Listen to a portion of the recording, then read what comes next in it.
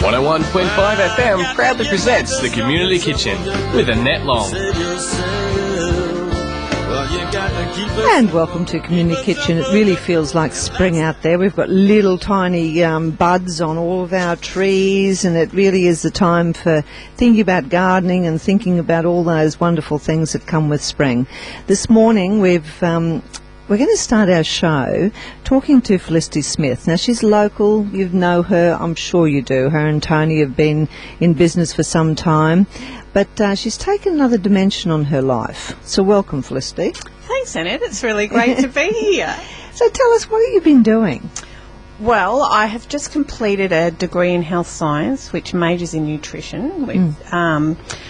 It's a long story that led me there. I don't know if you want me to launch into the story. I think we need to know what makes people go from one particular field and then all of a sudden change, re-educate, and change your life. Yeah, that's a good question. Well, I've always had a strong interest in nutrition and health, and I've recognised through different experiences, well, certainly what no control does to your body. You know, we're all familiar with obesity and eating the wrong things.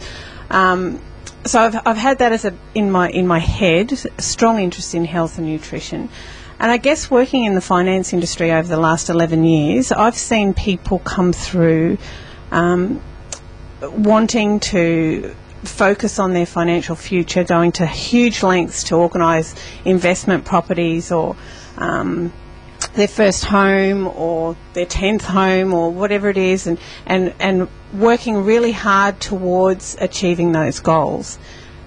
And yet thinking nothing about their health, you know, spending no time on themselves, just assuming that their future will be the way they expect it to be. And I've also had, close family members had huge challenges with different health issues over the last few years, which has been another powerful, not motivator, powerful indicator of how things can go wrong when you don't plan it.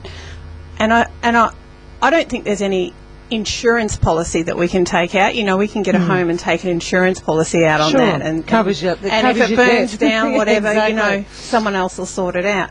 We don't have that same insurance over our health, no matter what we do, really.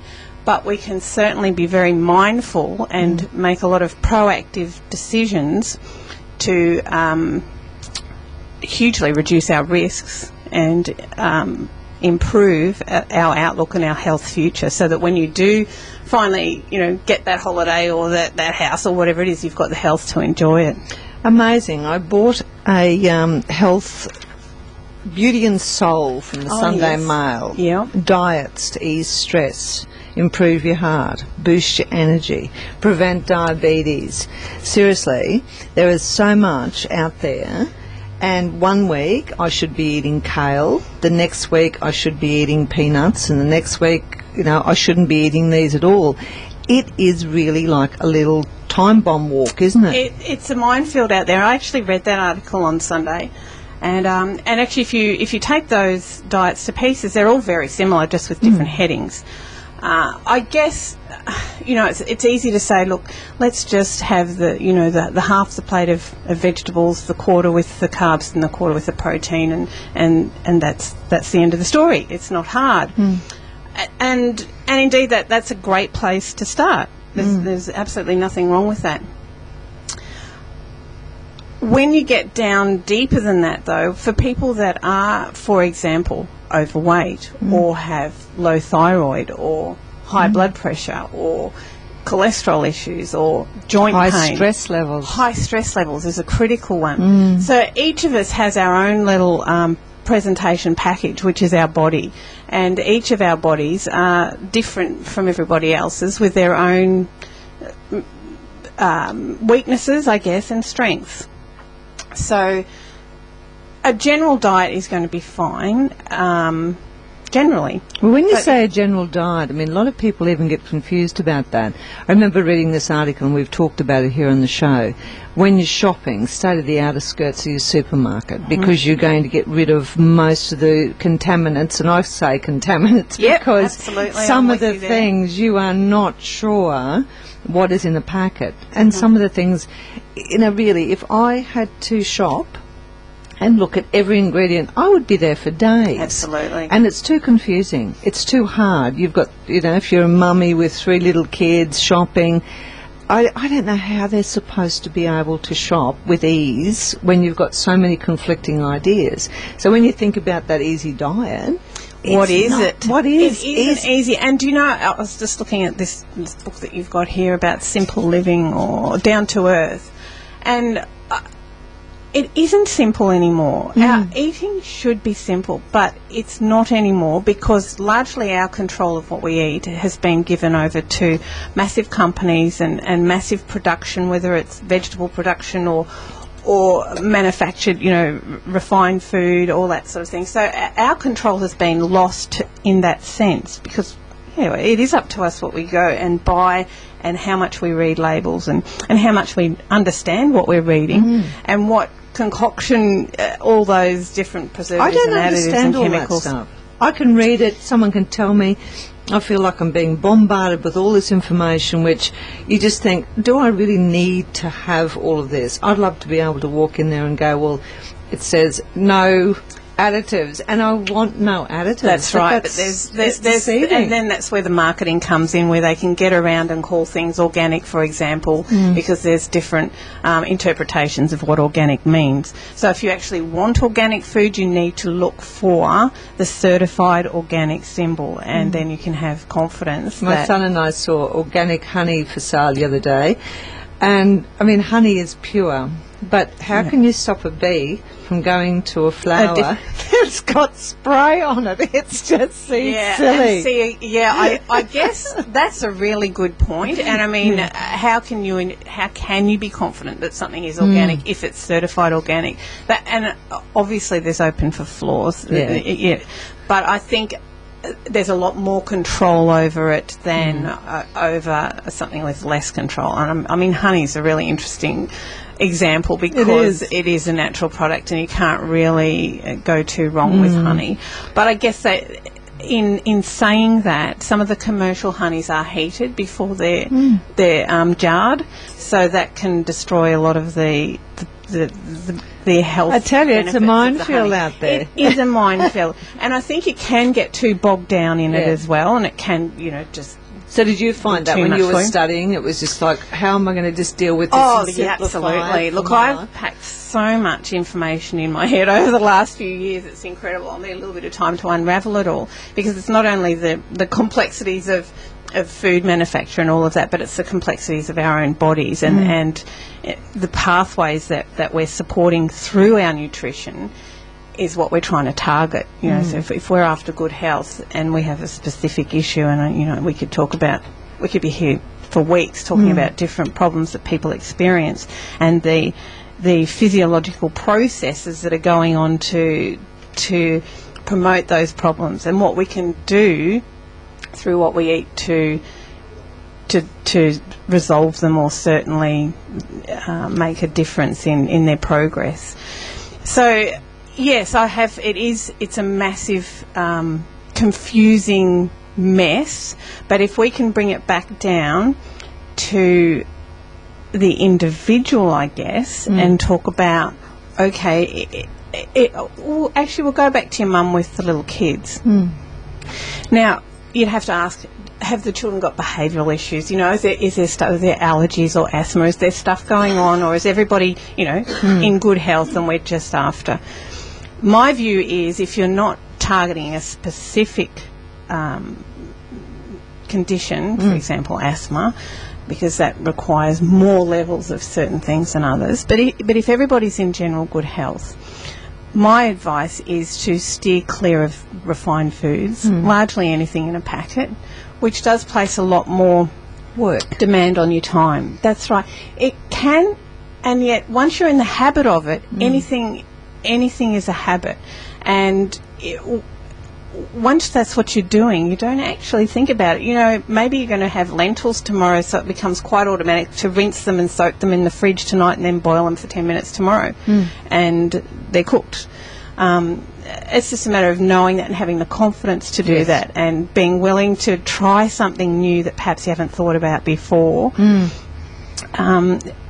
Breads are an interesting one because there are so many additives in our breads, and a lot of those additives have been shown to have direct impact on behaviour, mental function and behaviour.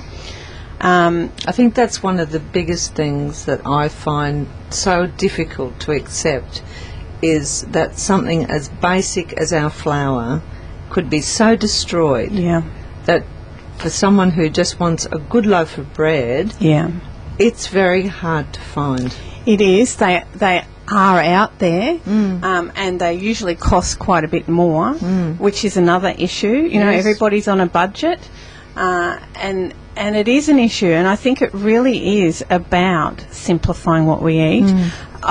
You know, a lot of the takeaway foods and stuff, why do they work? They're cheap, they're fast, and, you know, they're full of fat and sugar, so they taste good. You know, I actually I'd probably debate the cheap, in the fact that if you went for a family, I remember one day thinking, oh, you know, it'd be a really good cheap meal for a family. Then you work it out, and at the same cost, say for example, if I took a family of 4 and we had burgers or whatever we had, or pizzas, and everyone loves them on occasion. But just say you had that, you break that down, you've got about $25 by the time you've got your drinks and your chips and your toys and your, you know, whatever else you've got to buy. You know, I could go to my butcher, I could buy roast, I could go and buy some potatoes and greens, I could have leftover roast the next day, and, you know, you've got a whole thing happening. But as you say, getting into that pattern. And that's the trick, it's changing our habits. I was talking to Tony yesterday about, it's one thing knowing things, having knowledge, it's another thing applying it. Because we are busy, we are tied up in busy lives. We do have to go to work, and we do have restrictions on our time.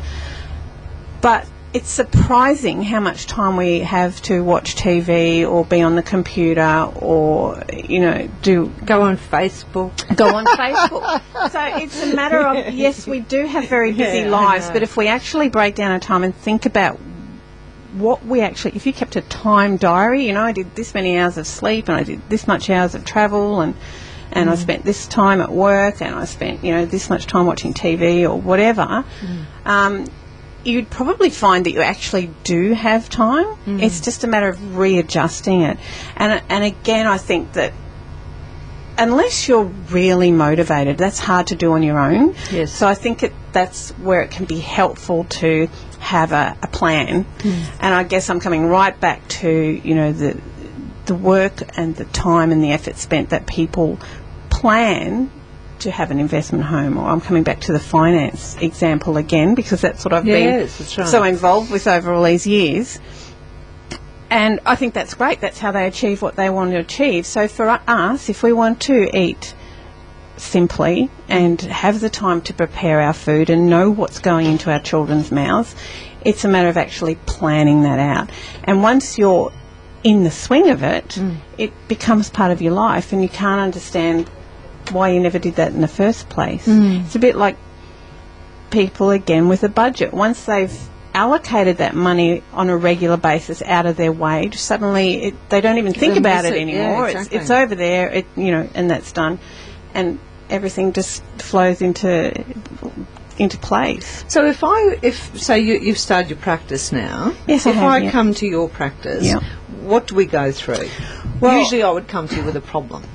Yes. Normally, and I mean, definitely there doesn't have to be a problem, but usually people don't take note until something actually happens. So initially, our first consultation would be potentially quite extensive. We'd go into what your presenting problem was on the day, but also go right back into your family history. We get a bit of an idea of genetics, what your genetic risks are potentially. We'd have a look at your own personal medical history, what kind of things you've gone through in the past. Go through your diet and lifestyle, whether you smoke, whether you drink, whether you exercise, what your general lifestyle habits are, what your general diet is. Sometimes I would even, before you came in, get you to do a diet diary for me. And the idea of that is not to judge what you eat, purely to get a picture of what's going on in your body and what it's running on. It's not all about food, is it? It's not all about food. What stress you're under, what your occupation is, that's critical. Occupations like hairdressing, diesel refuelers, painters, these people are exposed to a lot more chemicals and fumes than a lot of us are. So they have greater toxic load on their livers. So their livers are going to need more support than the person who's not exposed to those sort of chemicals. We had a gentleman welding at our farm one day, and he said to me that for years he'd sort of been getting sick and everything. Now he gets up every day and he has barley greens, because he's found that by doing that, he didn't realise that such exposure to welding, it was just having a detrimental effect on his body. It does, yeah. So, you know, that's interesting, isn't it? It is. There's so many underlying causes that can manifest in ways that you don't connect with what's actually going on. Fatigue is a big one. Lots and lots of people experience fatigue, and there's so many underlying causes. But it's not just being tired, is it? Your whole body seems to... And when I was speaking to you yesterday, it was interesting. I couldn't Google all these things because my computer's broken down. But it was interesting that we both talked about the fact that people under stress can't hold nutrients. That there's so many things that happen when you're under stress, and the stress hormones themselves are designed to keep you going. That's the whole... I mean, stress is actually a positive thing in balance. Yes. We are designed to... Those hormones are there for a reason, to keep us going under, circumstances, whereas other times we might just want to sit down and go, whoa, I just can't keep up. But we're not designed for chronic stress. And in this day and age, we've almost geared our lifestyles to generate permanent chronic stress. So would you say chronic stress is if you're not sleeping well and you're always pushing and you're tired? You might have time limits at work, your brain's constantly thinking about things. Students are an example of chronic stress. They've got they don't need to be exceptional circumstances, but they're ongoing. And unless we manage that, again, it's not a problem unless it's poorly managed. But chronic stress, we're continually producing these stress hormones, and the very nature of them is to slow our digestion, because when you're stressed, digestion's not a key priority for the body. And a secondary issue of that is suppressed immune system. So people who are stressed generally don't eat well, or if they do eat well, they're not necessarily absorbing the nutrients that they're taking in, and they're prone to infections and illness. They're on a really big merry-go-round. It's a really negative cycle, and it is a matter of sorting through that. So getting back to our initial consultation, if you like, we'd look into what the lifestyle is. What are you stressed? Is there stuff going on there that we can sort through?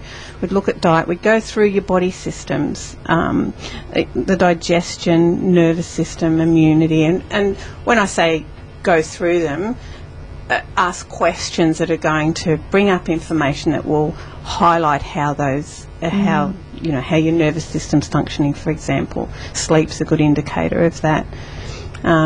So we get a big picture of you, get as many pieces of the puzzle as we can, and then work through. No magic bullets. I can't. No. I'm not promising magic bullets, but I'm promising a health plan, and I'm coming back to the same analogy with the finance thing. Budgeting your life towards good health and turning around problems.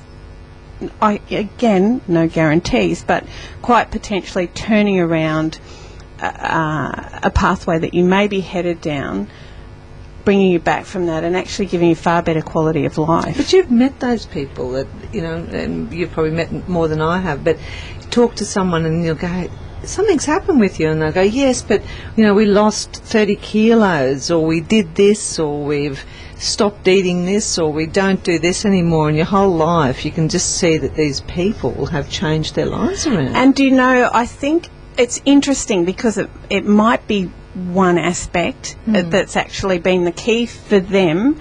And because they've got results from it, it's so empowering, and you suddenly think, wow, I've actually got far more control than I thought. And so from there they'll make decisions about other things that will continually support those positive cycles. It's very powerful, and it is available to us all, even though we may feel that we're in this sort of box where we've got no control, and I can only get what's on the supermarket shelves, and I can only do this because I have to go to work, and I have to look after the kids, and I have to be there for their homework. Have dinner ready have to have dinner ready, and I've got to get the washing done, and the house is a mess, and I have to do that. We're all in that life, but it really is a matter of actually sitting down and looking at where you're at. So it is far more than nutrition. It really is, but nutrition is a crucial foundation. You need the good fuel, because without fuel, you're going nowhere. And I think a lot of the times you look at that and you think, you know, the old story about you don't put water in your fuel tank of your car and expect it's going to run a V8 motor. It just doesn't happen. And yet a lot of the times, as you say, and I mean, one of the things here I think I put down in, you know, little pointers when I was going to talk to you about, number one, the stress. Every day there's new diets and how to prevent taking your chemicals.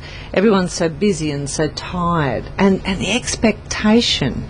You know, now you see television and the wife's perfect, the garden's perfect, the kids are perfect, and this was probably happening when television first started, but it does put a strain. There's enormous on pressure. A family member. Absolutely, and you could break down your demographics there and talk about the effect of television and marketing and advertising on teenagers, or on, you know, young women to be a certain size, or to be able to achieve certain things, or mothers to be, you know, and fathers, or, you know, men to have certain prestigious occupation. You know, there's so many things that, and if you eat this particular cereal, or you'll have amazing muscles and win, you know, marathons. There's so many subliminal messages going through all the time.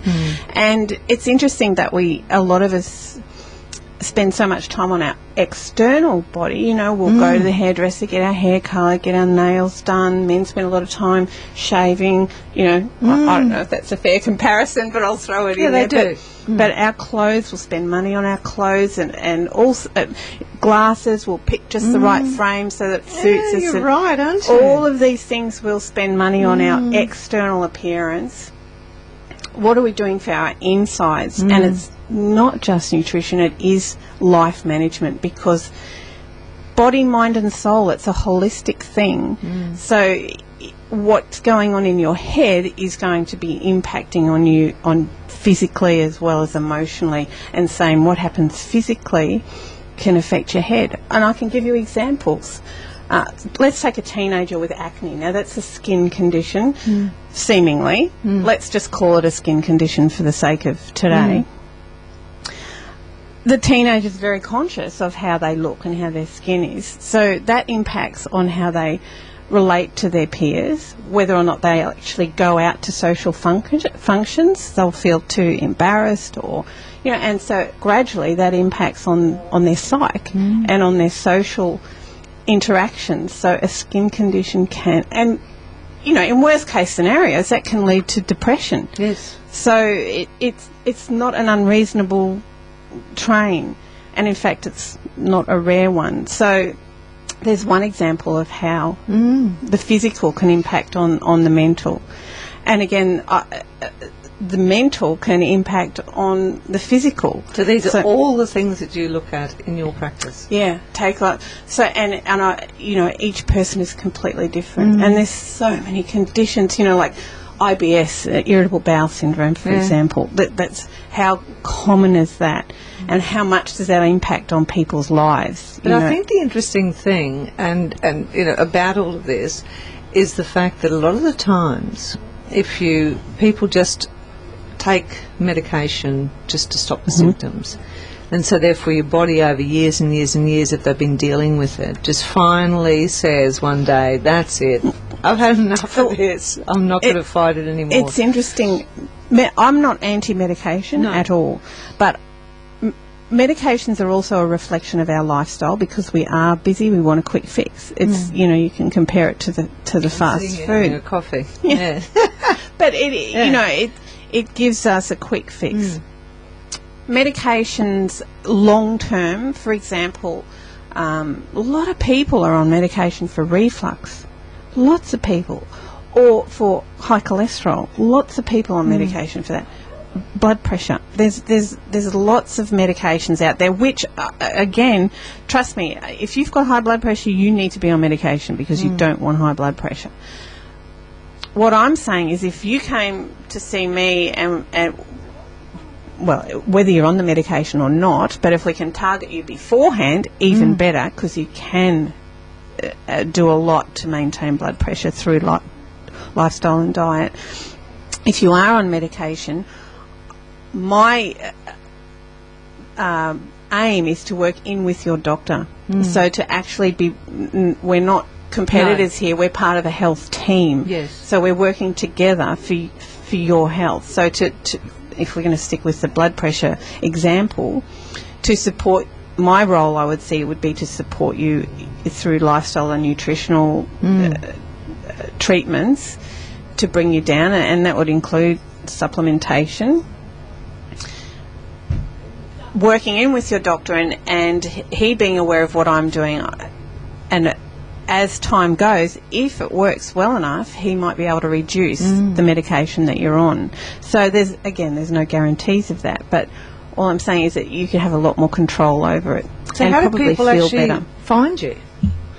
Well, I do have a website. Well, which that's what we need. We do. It is still in progress, I have to say, in it, but I'm currently working out of our Crediflex office in King Street for the time being.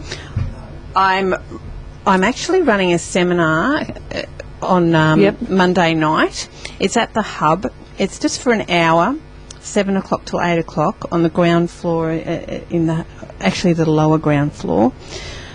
If anyone's interested in coming along, I'm just going to be talking about what I do offer and how people can contact me. I can give you more than welcome my telephone number. Phone number. Yep. I'll give you my mobile is 0439 978 553. And I'd love to see you, either at my presentation on Monday night, or if you'd like to make an appointment to come and see me, I'd really encourage that, because the sooner the better. Excellent. And get onto it. Excellent. For your own health. It was nice talking to you. I've enjoyed it enormously. Yeah, Thank so you. I hope that a lot of people will turn up there, and I wish you the best of luck. And Thanks, thanks for Annette. joining us this morning. Thank you very much. Yours in good health. Thank you. And I think we'll go to our sponsors now. We have our next guest online, Ross Tattersall. Good morning. Good morning, how are you? I'm very well. Now, you're running a gardening program down at the Burpengary State School. Yes. And last week we talked to Mushrooms, the Australian Mushroom Association, and you guys were growing mushrooms down there for Father's Day. How did it all go? It went very well. Kids really got into it. A lot of kids had never seen how mushrooms grew. Which, I think that was the whole thing from the Mushroom Growers Association, to get kids more aware of where their food's coming from. And that's what our school is doing with our kitchen garden. And so the mushrooms were great for them to actually start to see that, from a pile of dirty dirt, they thought it was, all the little spores grew, and, we've had a couple of crops of mushrooms already, so it's going really well. And had you ever grown them before, Ross? I've grown them at home before, yes. This is the first time I've grown them with kids at school. But, yeah, I've grown different types of mushrooms. I've grown the shiitake and, some of those more exotic type mushrooms, plus the standard button mushrooms and field mushrooms. But this is the first time I've done it with the kids at school. Now, you're actually doing the gardening program, so you're spending a fair bit of time with the children there anyway, with the growing and producing food. That's right, yeah. That's fantastic, isn't it? Yeah. Well, it's under the Stephanie Alexander Foundation scheme, and so everything they grow, they then take into the kitchen, and, they start from scratch, and they make themselves a complete meal. It's wonderful, isn't it? It is great, and mushrooms are so easy for them to do. And, you know, some kids have had mushrooms on toast, but we're doing different things and with the mushrooms, you know, stuffed mushrooms and, you know, bacon and mushrooms and things like that, so that they really can understand that you don't just have to eat a mushroom as it is, but also we're stressing this thing that a mushroom can be a whole meal. Exactly. Have you noticed that the children are more adventurous because they're getting their hands dirty and actually putting these plants in, and then all of a sudden it's producing and they're eating things that they would never have tried? Yes. The thing that I have noticed with the kids is that now, and I specifically planted things like basil and rosemary around the schoolyard, and the kids now make a point of actually brushing their hands over those to get the smell of the basil and the rosemary, and they'll pick little bits of rosemary. And I've got specific gardens through the school that everything in it is completely edible, so that, you know, we know it's safe for the kids to go there, and if they want to pick a nasturtium and eat it, they can. And so, yeah, that's where they become far more adventurous. They're actually now noticing different plants in the garden. Isn't that wonderful? And they're noticing bugs in the garden that they'd never noticed before. We found our first green tree frog in our garden today, so, you know, a whole class of kids was crowding around watching this green tree frog. So, yeah, it's opening up a whole new world to some of these kids. And how long have you been involved with the gardening program there, Ross? We started it halfway through last year. I've been involved previously getting small groups set up, but once we got the Stephanie Alexander Foundation funding, you know, we could go into a full swing halfway through last year. This year has been the real getting the gardens built, our kitchens built. Year 7 class built a cob pizza oven from scratch. Wow. So, you know, sort of this year has been, you know, sort of really getting it up and running. So, and it's with the year 4s and 5s who are actually in the kitchen and the garden. But 6s and 7s, the 7s are the ones looking after the mushrooms this time, so they're working with the mushrooms. The 6s are looking after our orchard, because we also have an orchard with over a dozen different fruit trees in it. Isn't that fantastic? Yeah. And, you know, it's lovely, isn't it, that you can have these opportunities in schools now, because you never know, there might be a budding horticulturist there or something like that, that their whole life will be changed just by spending that time digging around the garden. The changes in kids that have disengaged from classrooms, you know, they're not unintelligent, they're not behaviour problems. The curriculum is not just getting to them where it needs to. Mm-hmm. And so these kids go into the garden and they can get their hands dirty, as you said earlier, or they become really important because they're looking after a certain part of the garden, and that sort of self-esteem just builds. They go back into the classroom and they start to re-engage in learning. So, you know, that's an advantage of it. I think that's fantastic. We have talked to different people from the Stephanie Alexander program in the show before, and I think one of the things that I really loved about the whole concept of it was that need to rely on other people. You know, when they had to spread the mulch or they had to dig the garden, everyone had their responsibility, which I think for a small group of people is just fantastic. Yes, and a lot of these kids have never been given that responsibility, and especially out in the garden. You know, some of them live in townhouses or units and things like that, so they don't have gardens. Others, has always been their parents' job to look after the garden, but now they're actually being given this opportunity. And it's the same as in the kitchen. They're being given the opportunity to actually cook their own meal, and they love it. They go home and, you know, oh, we can cook this now, so they cook it for their parents. And, you know, the recipes are not that simple. I mean, some of them are fantastically advanced for children, aren't they? Some of them are advanced, but when you break it down step by step, and, you know, like the last couple of weeks, the Year 5 classes have been making pasta, so they've made pasta from scratch, and the first lot they made was fettuccine, and then, you know, they sit down and eat it in the same lesson that they cook it. Mm-hmm. And then the next week they made lasagna, and so, you know, they had the basic understanding of how to make the pasta, so then we turned it into lasagna strips, the sheets, and so then they made the lasagna. So, you know, that's the skill they already know. The first lot they made by hand. They kneaded the dough and everything by hand. the second lot, when they made lasagna sheets, I allowed them to use a dough mixer, you know, on the electric mixer. So, you know, they now know there's 2 ways you can make pasta. And, you know, if you break these, what look like complicated recipes, down into simple steps, the kids can follow it. You must love your job. I do. I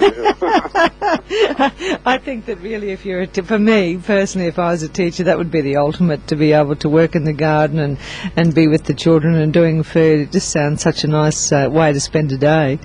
It is, and the kids get so much out of it, and I think that's what's important, to see the kids, you know, just getting just a little thing that they haven't done before and saying, well, I can do that now, and either be in the garden or in the kitchen. And, you know, getting back to the mushrooms, the look on these kids' faces when they come in one morning and, you know, a whole lot of mushrooms have sprouted, and there's all these little white things, and they weren't there when we left yesterday, and things like that. You know, sort of, and that's where mushrooms are so good, because they're so quick, too. It's beautiful, you know, isn't it? You know, we've got leeks planted, and the kids are watching the leeks, and, you know, are they ready yet? No, they won't be ready until, you know, end of October, November. Oh, can't we have them now? Whereas the mushrooms are almost, in today's society, instant. Which is fantastic. Yeah. Well, Ross, thank you for taking the time. I know it was just such short notice, but I had said to the Mushroom Association, I'm going to follow up these people down there at Burpengary and see how they went. So I'm sorry for our short notice, but I'm sure that we're going to be talking to you again with the regarding the Stephanie Alexander program. And thanks for taking the time. There's no problem. Excellent. You have a great day in the garden. Same to you. Have a good day. Bye. Bye. And we've been talking with Ross Tattersall, and he is running the fantastic gardening program, the Stephanie Alexander gardening program at Burpengary. And, of course, last week we talked with the Mushroom Association, and they were selected. There's not many schools throughout Australia, but Burpengary was selected to grow those mushrooms. So you've heard the story now, which is just fantastic. I think that we might have to think about in the future. We're going to be talking about gardening, but on another level, because I think sometimes it can be so intimidating learning how to start your garden and what to plant and how to prepare your soil. So we're going to be following that up. And also I thought that it's such beautiful weather at the moment that we should enjoy that.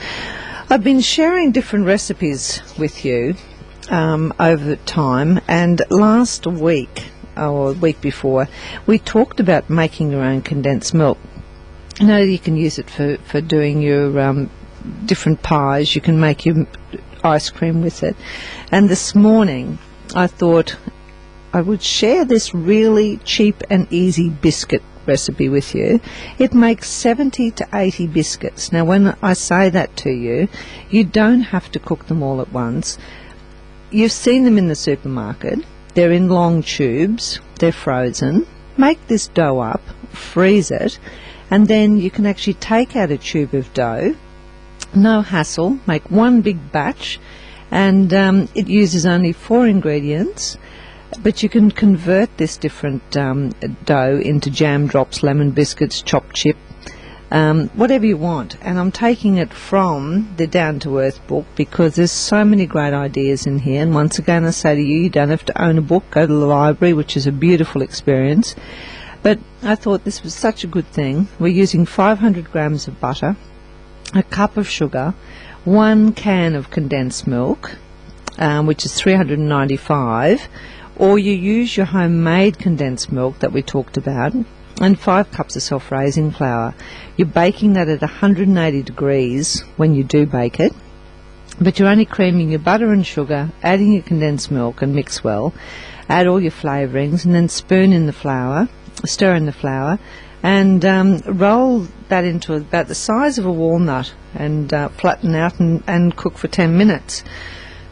But if you're not baking them, all you've got to do is pop that in the cylinder, put it into the freezer, and then take it out. What a great idea. I mean, you've got 4 good batches of biscuits there. Cheap and easy, no real drama. And I don't know about you, but sometimes you want to bake and you don't want to go through the mess. But think about it, if you've prepared all that, And as we were talking earlier with Felicity, sometimes it's hard to know what's actually in some of these little goodies.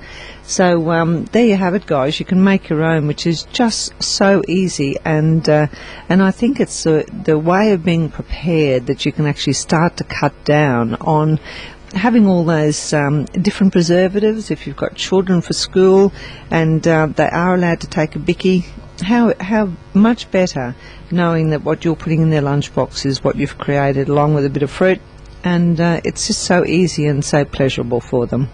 So we had the pleasure of talking with Felicity this morning, and as she said, she's changed her life a little bit, and she's done her degree in nutritional medicine, and there's so many different things that you can talk about, and you certainly can hear the passion that she has for her business when speaking with her. So that's a thought. So remember that she's going to be having that talk, and you only have to contact her, and I think I can share her mobile again in case you do want to go to that talk, which is 0439 978 553. And of course we talked to Ross Tattersall this morning from down at Burpengary State School, and that's for me for today. We'll be back next week, and we're going to be talking about gardening, because I really do think it's one of those things that we can all pick up some little hints and maybe cut down on the disappointment, because I know what it's like with me. I've been working in the garden and you're prepared, and then something's not growing properly, and it really is a disappointment, but the pleasure when you do pick a crop is fantastic. So we're going to be talking with someone who can help us through that. So until next week, thanks for listening.